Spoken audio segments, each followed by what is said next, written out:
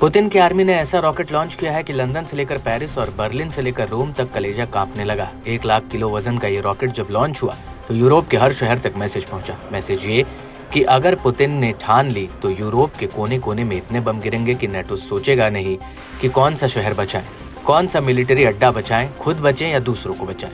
अब क्या है यूरोप पर परमाणु खतरा, इससे समझने के लिए पुतिन का लॉन्च पैड देखिए। ये रूस सोयूज रॉकेट है जिसे सैटेलाइट लॉन्च की जाती है। इस बार सोयूज को रशियन एरोस्पेस फोर्सेज ने लॉन्च किया है। इस फोर्स के पास पुतिन की परमाणु मिसाइलों की जिम्मेदारी है।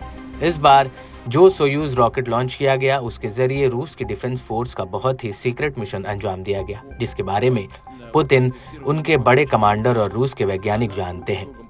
यूरोप के लिए सबसे डरावने वाला मुद्दा यह है कि पुतिन के सोयूज रॉकेट ने रूस के उसी लॉन्च पैड का इस्तेमाल किया जहां से अक्टूबर 2024 में Yars intercontinental ballistic missile test की थी, यानी वो मिसाइल जो 11,000 किलोमीटर तक मार करती है। ये है अरखानगेस्क लॉन्च पैड और डर है कि यही बन सकता है अब तीसरे विश्व युद्ध का लॉन्च पैड। जिससे यार्स मिसाइल लॉन्च की गई तो वो 30,000 किलोमीटर प्रति घंटे की रफ्तार से अपने यूरोप पर कहर मचाएगी।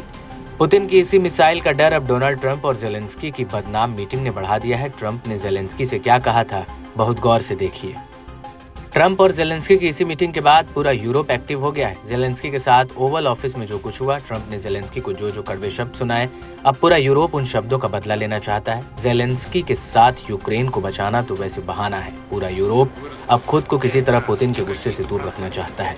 अब सवाल ये है कि यूरोप का एक और अहम देश इटली कैसे यूक्रेन को बचा सकता है। व्लादिमीर जेलेंस्की और जॉर्जिया मेलोनी की अलग से मुलाकात हुई है और इस मुलाकात में मेलोनी ने भी जेलेंस्की को गारंटी दी है। गारंटी इस बात की कि इटली यूक्रेन के साथ है और इटली ये साथ नहीं छोड़ेगा। मेलोनी ने इसका वादा किया है।